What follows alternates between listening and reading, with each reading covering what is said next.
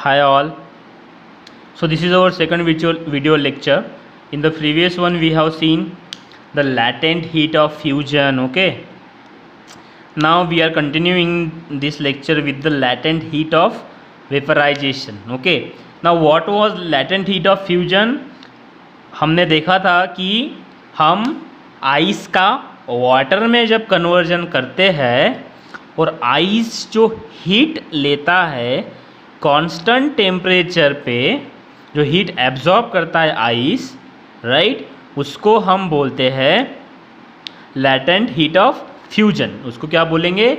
Latent heat of fusion. अभी ice का water में कन्वर्जन हो गया, आइस ने पूरा का पूरा लैटेंट हीट जो है 0 डिग्री सेल्सियस पे, मतलब कांस्टेंट टेम्परेचर पे हीट एब्जॉर्ब कर लिया, जिसको हम बोलते हैं लैटेंट हीट ऑफ फ्यूजन। अभी हमारा आइस का वाटर बन गया। Okay, now we have to convert that water, as you can see in the middle part, this is whole water, right, ये पूरा वाटर है। अब इसका टेम्परेचर जैसे ही ice converted into water, now from this point B,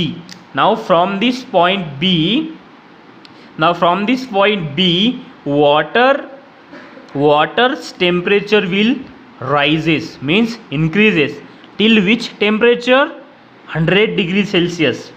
Okay, till 100 degree Celsius water's temperature will rise, that means increase. So what will be that point? It will be C. अब जब तक उसका 100 degree Celsius नहीं होता तब तक उसका vapour नहीं बनेगा। ओके, अब यहाँ पे देखो सेकंड प्रोसेस स्टार्ट हो गई। पहले हमारी कौन सी प्रोसेस थी? लैटेंट हीट ऑफ फ्यूजन की प्रोसेस थी, मेल्टिंग की प्रोसेस थी। अब कौन सी है? वेपराइजेशन की। मतलब पहले में हमने क्या किया? आइस का, बर्फ का हमने वाटर मीन्स पानी बनाया, राइट। अब what we have to do? We have to convert water into vapour, but वो किसी भी टेम्परेचर पे होगा क्या? नहीं, that will happen on 100 degree Celsius, वो भी कांस्टेंट, मतलब 100 के ऊपर एक भी डिग्री सेल्सियस नहीं बढ़ेगा और वाटर का वेपर में कन्वर्जन होगा। उसको क्या बोलते हैं हम? Latent heat of vaporisation. अब इसका डेफिनेशन कैसा होगा? Okay, the amount of heat energy absorbed by water at 100 degree Celsius or constant temperature to convert into gas, that is latent heat of vaporization. Okay, simple term में क्या बोलेंगे? the amount of heat absorbed by liquid मतलब water at constant temperature। कौन से temperature पे? constant temperature पे। क्या है? 100 degree Celsius, to convert into gas, उसको हम क्या बोलेंगे? Liquid latent heat of vaporisation. मतलब यहाँ पे दो कंसेप्ट है। First latent heat of fusion, जिसके अंदर हम आइस का वाटर करते हैं, ठीक है। फिर वाटर का टेम्परेचर बढ़ता है, कहाँ तक? 100 तक। 100 तक जब 100 में रीच होगा, 100 जैसे ही रीच हुआ, 100 से एक भी सेल्सियस ऊपर नहीं जाएगा और वाटर का वेपर बनना स्टार्ट होगा। पहले फ्यूजन में कौन हीट एब्जॉर्ब करता है? आइस। ओके, एंड वेपराइजेशन में कौन हीट एब्जॉर्ब करता है? वाटर। ओके, फ्यूजन में क्या बनता है? वाटर बनता है। ओके, एंड वेपराइजेशन में क्या बनता है? वेपर यानी गैस बनता है। ठीक है, दो टेम्परेचर यहाँ पे, 0 पे आइस मेल्ट होगा, 100 पे वाटर बॉईल होगा, मतलब वेपर बनना स्टार्ट होगा। यही इसका कंसेप्ट है, जो मैंने अभी आपको बताया वो पढ़ के देखते। ठीक है, once all the ice is transform into water, जो मैंने बताया आइस पूरा ट्रांसफॉर्म हो गया वाटर में, the temperature of water starts rising. The temperature of water starts rising मतलब 0 पे आइस का वाटर बन गया, वाटर का टेम्परेचर स्टार्ट राइजिंग हो गया, मतलब बढ़ना स्टार्ट हुआ। कब तक बढ़ेगा? It will increases till 100 degree Celsius. It will increase till 100 degree Celsius. Line BC in the graph represent line rise in temperature of water from 0 degree Celsius to 100। ये जो लाइन BC है, यहाँ पे 0 से 100 तक इसका टेम्परेचर बढ़ा, किसका? वाटर का। Okay, there after that even though heat energy supplied to water, उसके बाद भी हमने हीट एनर्जी सप्लाई करी वाटर को, लेकिन उसका टेम्परेचर डज नॉट राइज, उसका टेम्परेचर विल नॉट इंक्रीज, जो मैं आपको बता रहा हूँ। क्योंकि क्यों नहीं बढ़ रहा है, उसका रीज़न ये है कि वाटर का अभी वेपर होना स्टार्ट हो गया है। Now water is converting into vapour means gas, that's why this temperature will not rise because it is at constant temperature. उसको हम क्या बोलते हैं, वेपराइजेशन। प्रोसेस को क्या बोलते हैं, vaporisation. Okay, the heat energy is absorbed by water at this temperature and used to break the bonds between molecules of liquid. Okay, यहाँ पे मॉलिक्यूल्स किसके ब्रेक हो रहे हैं, लिक्विड के। पहले किसके हो रहे थे ब्रेक, आइस के, मतलब सॉलिड के। ओके, फ्यूजन में किसके बॉन्ड्स ब्रेक होते हैं, आइस के, मतलब सॉलिड के। और वेपराइजेशन में किसके बॉन्ड्स ब्रेक होते हैं, लिक्विड के। Right, now and convert the liquid into gaseous state. okay, ही अब इसका बोलते हैं the constant temperature at which, okay, the constant temperature at which the liquid transform into gaseous state is called boiling point of the liquid. मतलब ऐसा temperature, ऐसा constant temperature जो temperature पे liquid का गैस बनता है, और उसको हम क्या बोलते हैं, boiling point of the liquid, boiling point of the liquid. The heat energy, अब देखो डेफिनेशन जो मैंने आपको पहले बताई थी, तो heat energy absorb at constant temperature. Okay, constant temperature पे जो हीट एनर्जी एब्जॉर्ब की जाती है, एब्जॉर्ब मतलब लेना, राइट, लेना। ओके, अपने में लेना, समाहित करना। Okay, the heat energy absorb at constant temperature during transformation of liquid into gas. Okay, constant temperature पे जो हीट एनर्जी एब्जॉर्ब की जाती है किस ट्रांसफॉर्मेशन के लिए, लिक्विड टू गैस, हम उसको बोलते हैं लैटेंट हीट ऑफ वेपराइजेशन। और अगर इसको हम यूनिट मास ऑफ लिक्विड के भाषा में बोला जाए तो इसको क्या बोला जाएगा, जैसा हमने ऊपर देखा था, उसको बोलते हैं specific latent heat of vaporisation, जिसके अंदर हम यूनिट मास ऑफ लिक्विड डाल देंगे। बस ये डेफिनेशन में यूनिट मास ऑफ लिक्विड डाल देंगे तो उसका हम हो जाएगा specific latent heat of vaporisation. Okay, simple. इसकी डेफिनेशन क्या होती है, same, the amount of heat energy absorb at constant temperature by unit mass of liquid, by unit mass of liquid to convert into gaseous state और phase is called the specific latent heat of vaporisation. Okay, तो हमने यहाँ पे अभी 6 definition देखी। Okay, उसमें से 2 definition same ही है। ओके, तो ये डेफिनेशन है, ये मैं आप लोगों को रिक्वेस्ट करूँगा कि you have to write this all definitions, okay, in your notebook as a homework. Okay, and this is the graph, this graph is really important. Okay, यहाँ पे आइस रहेगा, आइस यहाँ तक आ गया, 0 डिग्री सेल्सियस पे ice का water बनेगा। Simple है, ये प्रोसेस काफ़ी सिंपल है, आप इसको विजुलाइज भी कर सकते हो। Okay, ice will convert into water at this AB line. Okay, फिर 0 डिग्री सेल्सियस पे पूरा वाटर बन गया, वाटर का temperature will continue to increase till C point. Okay, and what will be the temperature at C point? It will be 100 degree Celsius, it will be 100 degree Celsius. Okay, अब इसके ऊपर इसका temperature नहीं बढ़ेगा, 101, 102 ऐसा नहीं बढ़ेगा। क्यों नहीं बढ़ेगा? Because now boiling point of water has been touched. Okay, अब बॉइलिंग पॉइंट ऑफ वाटर आ गया। ओके, जो कि हमारा सेकंड डेफिनेशन है, the constant temperature at which the liquid transform into gaseous state is called boiling point of liquid. मतलब water 100 degree Celsius पे boil होता है। क्या होता है? बॉइल। ओके, अब जैसे ही वाटर 100 डिग्री सेल्सियस पे आया, ये बॉइल होना स्टार्ट होगा। इसका मतलब बॉइल होना मतलब इसका वेपर होना स्टार्ट हो जाएगा। इसका क्या होना स्टार्ट हो जाएगा? Vapour. Latent heat of vaporisation का कंसेप्ट स्टार्ट हो जाएगा यहाँ पे। और जब इसका पूरा वेपर बन जाएगा, फिर से इसका टेम्परेचर बढ़ना स्टार्ट होगा, लेकिन वो यहाँ तक इसके ऊपर अपने को है ही नहीं, तो यहाँ तक ही रहेगा। ठीक है, लैटेंट हीट ऑफ वेपराइजेशन, ये सिंपल है। आइस का वाटर 0 डिग्री सेल्सियस पे, फिर वाटर का 100 डिग्री सेल्सियस तक जाना, फिर उसका 100 डिग्री सेल्सियस पे बॉईल होना और वहाँ से उसका वेपर में या गैस में कन्वर्ट होना, इसको बोलेंगे पूरा प्रोसेस।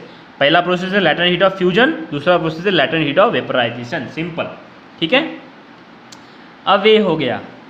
अब देखते हैं, ये यहाँ पे आपको थोड़ा सा डेटा दिया हुआ है। I request you all to please go through this data.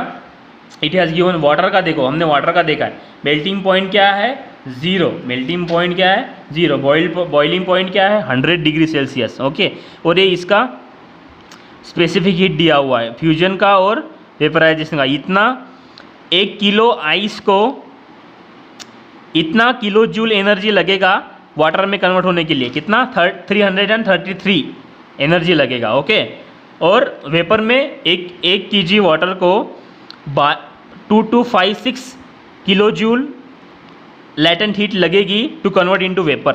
Okay, copper का भी सेम दिया है, melting point of copper 1083 degree Celsius पे कॉपर मेल्ट होता है। देखा आपने, 1083 डिग्री सेल्सियस पे कॉपर मेल्ट होना स्टार्ट होगा। यहाँ पे वो हीट लेगा, फिर उसका क्या बनेगा, लिक्विड कॉपर बनेगा।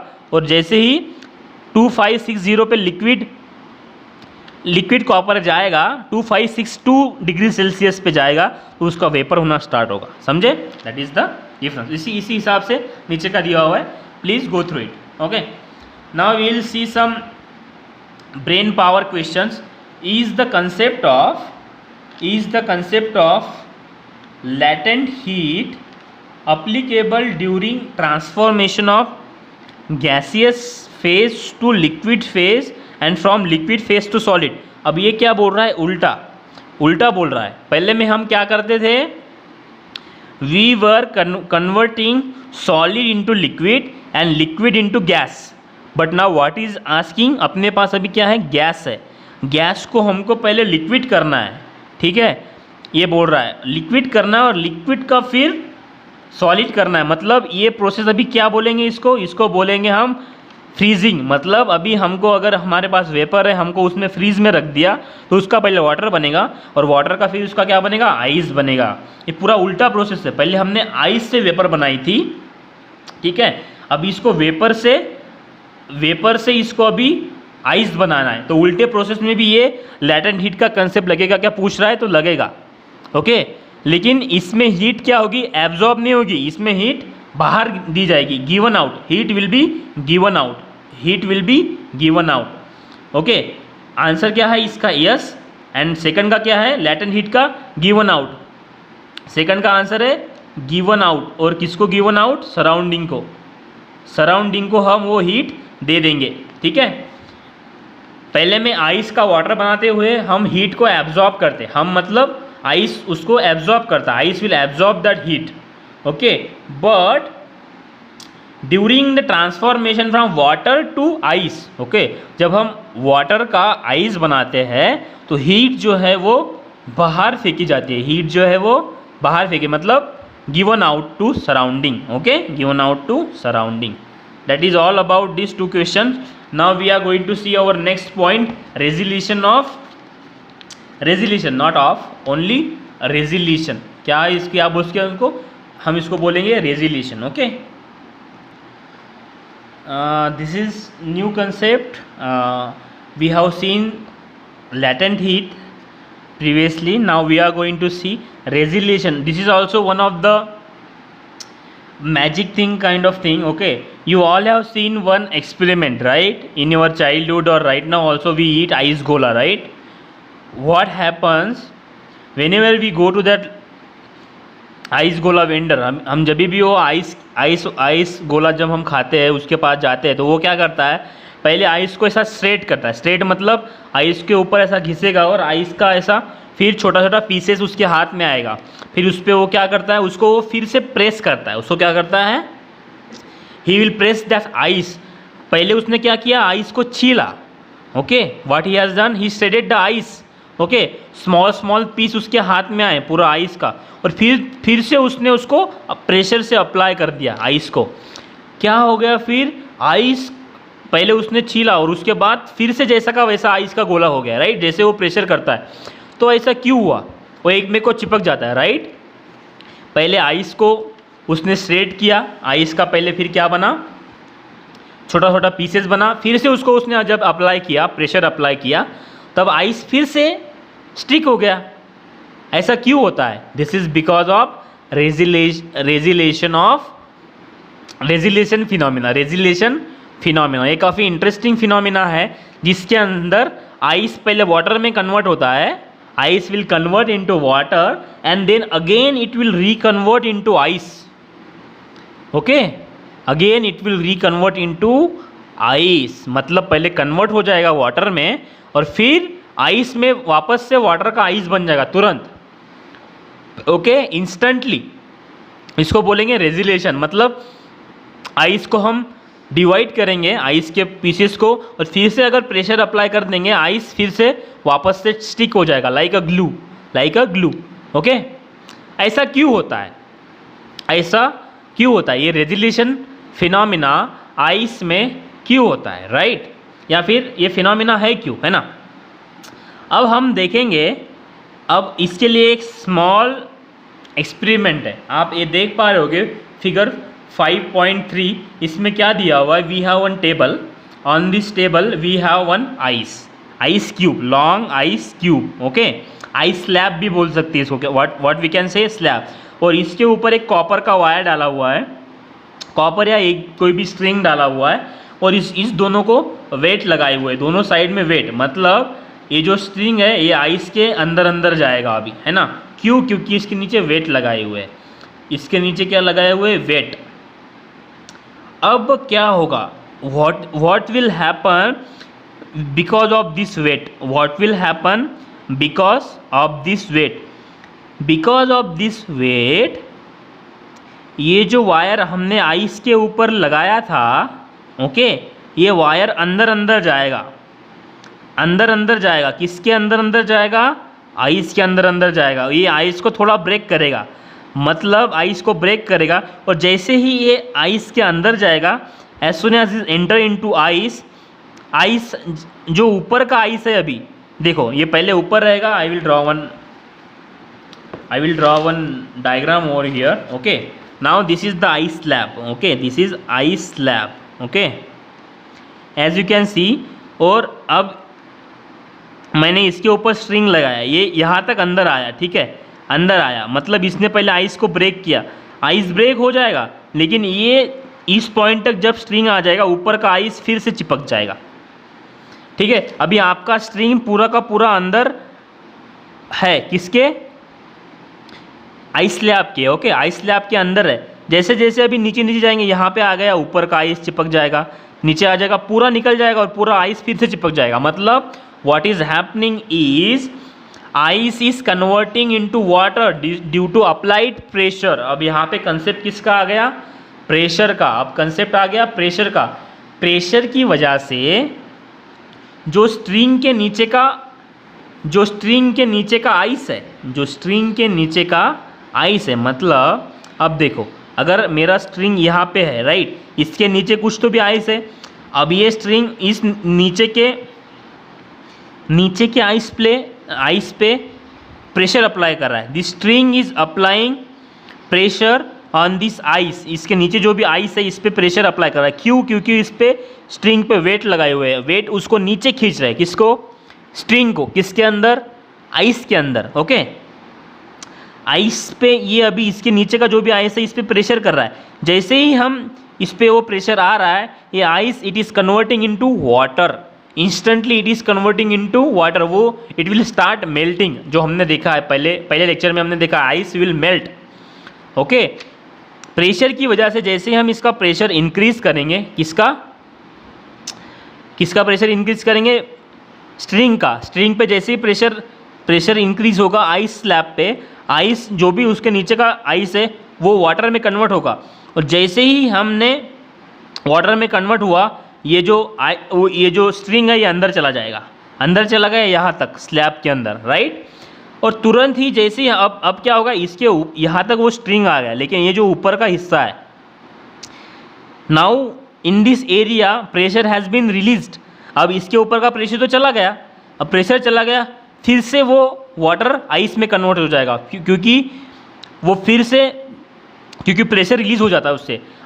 Because of pressure this ice has been converted into water, and because of release in pressure that water will again convert into ice, इसलिए फिर से चिपक जाता है. अब देखो इसके नीचे जगह है, अब यहाँ तक ये स्ट्रिंग आया, अब फिर से ये स्ट्रिंग इसके नीचे के हिस्से पे प्रेशर अप्लाई करेगा. ठीक है, यहाँ पे प्रेशर अप्लाई करेगा सपोज, ओके। फिर से ये हिस्सा वाटर में कन्वर्ट होगा और स्ट्रिंग नीचे जाएगा। जैसे ये नीचे आ गया, ऊपर के हिस्से से प्रेशर निकल जाएगा और फिर से ये आइस में कन्वर्ट होगा। ये पूरा प्रोसेस चलता रहेगा जब तक कि पूरा स्ट्रिंग नीचे निकल नहीं आता। नीचे पूरा स्ट्रिंग निकल आ जाएगा, पूरा नीचे गिर जाएगा और ये पूरा का पूरा आइस स्लैब ब्रेक होगा और फिर से चिपक जाएगा, ठीक है। That phenomena we call as regelation phenomena. उसको क्या बोलते हैं? Regelation phenomena. अब यहाँ पे हम देखते हैं, ठीक है। व्हाट डू यू ऑब्जर्व, वो पूछ रहा है आप लोगों ने क्या ऑब्जर्व किया, आप लोगों ने क्या देखा।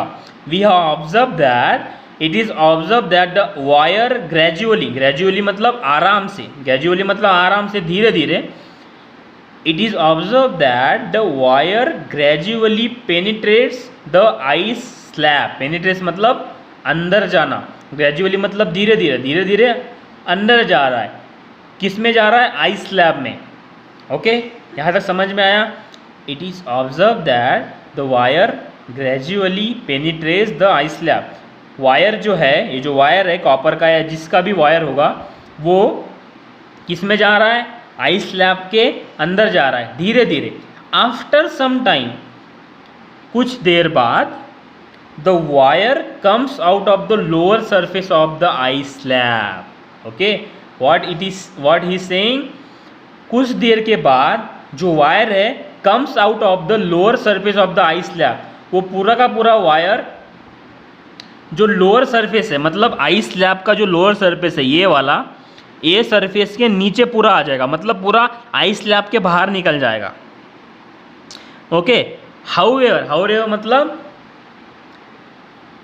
The ice slab does not break, okay.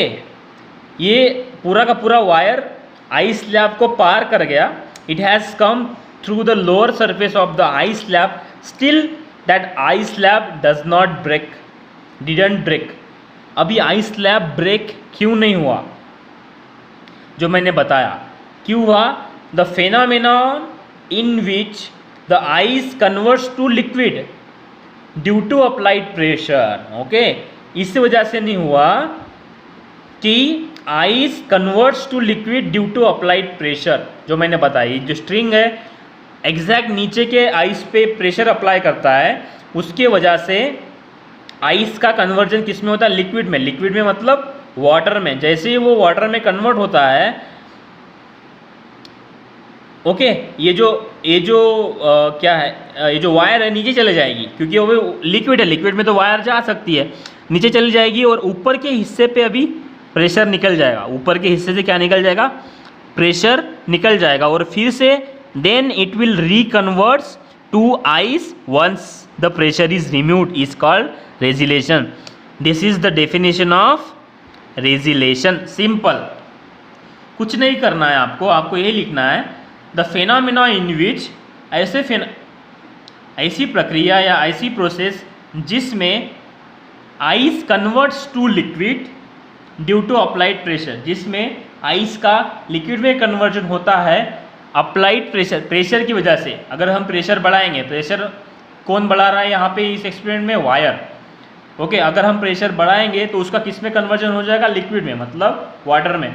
और अगर हम प्रेशर रिलीज कर देंगे, now we are releasing the pressure, now what will happen? Now that water और that liquid will again convert into ice, okay. मतलब यहाँ पे सिंपल एक ही चीज़ है, प्रेशर। यहाँ पे कौन सी चीज़ आई है? प्रेशर। जब भी हम आइस पे प्रेशर अप्लाई करेंगे, उसका लिक्विड में फॉर्मेशन हो जाएगा, और जैसे ही हम प्रेशर रिमूव कर देंगे, उसका फिर से आइस बन जाएगा। उसको क्या बोलते हैं? रेजिलेशन। अब इसका थोड़ा साइंटिफिक रीज़न दिया है ऐसा क्यों होता है।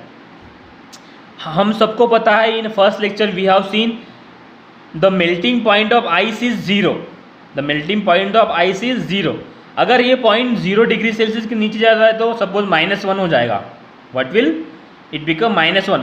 फिर क्या होगा? -1 पे आइस का वाटर कन्वर्जन होना स्टार्ट हो जाएगा, राइट। अभी 0 पे होता है, लेकिन अगर मैं प्रेशर बढ़ाऊंगा, सिंपल, अगर मैं आइस पे प्रेशर बढ़ाऊंगा तो उसका मेल्टिंग पॉइंट 0 से नीचे जाएगा। मतलब वो जो लाइन थी एक्स एक्सिस पे, राइट, नीचे, फिर उसके नीचे ही आइस का कन्वर्जन वाटर में होगा और वो लेटेंट हीट एब्जॉर्ब करना स्टार्ट करेगा। ठीक है, अब सपोज आइस का मेल्टिंग पॉइंट जो है वो 0 से -1 हो गया due to applied pressure, due to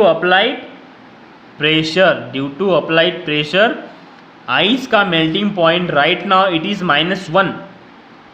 वह अब 0 के बजाय आइस का वाटर में कन्वर्जन कौन से पॉइंट पे स्टार्ट होगा? करेक्ट, -1 डिग्री सेल्सियस पे। ठीक है, और लेटेंट हीट एब्जॉर्ब करना स्टार्ट कर देगा और वो वाटर में कन्वर्जन करना स्टार्ट कर देगा। अब जैसे ही मैं प्रेशर को रिलीज कर दूंगा उसका मेल्टिंग पॉइंट फिर से 0 बन जाएगा। ठीक है, उसका मेल्टिंग पॉइंट फिर से 0 बन जाएगा, मतलब -1 से वो इंक्रीज हो गया 0 पे। अब जो वाटर बन गया था -1 पे, वो वाटर अरे वो कंफ्यूज हो जाएगा नाउ, और फिर से वो 0 पे जाएगा तो वो मेल्टिंग पॉइंट रिस्टोर्ड हो गया। मेल्टिंग पॉइंट क्या हो जाएगा? रिस्टोर्ड हो गया। Now that water will again become ice, that water will become ice because of restoring of melting point. समझे? यही इसमें दिया हुआ है। The melting point of ice becomes lower than 0 degree Celsius due to pressure, pressure की वजह से 0 के नीचे आएगा। This means that at 0 degree Celsius the ice gets convert into water, right? As soon as the pressure is removed, the melting point is restored to 0 degree Celsius and water gets converted into ice again. वही है, यहाँ पे आपको कुछ याद नहीं रखना है, सिंपल। अगर रिलेशन को आपको याद रखना है तो सिंपल है, due to applied pressure ice converts into water and as soon as we remove the pressure ice reconverts into the water reconverts into ice. Simple, यही रिलेशन है, आपको यही रीज़न बताना है। ड्यू टू अप्लाइड प्रेशर, एक ही term इसमें याद रखनी है आपको, प्रेशर बढ़ाओगे तो आइस वाटर में कन्वर्ट हो जाएगा जल्दी, प्रेशर रिमूव करके दोगे तो फिर से वो वाटर का आइस बनना स्टार्ट हो जाएगा। ठीक है, simple, this is called the regelation. First point, use your brain power, question में देखते हैं व्हाट इज इट।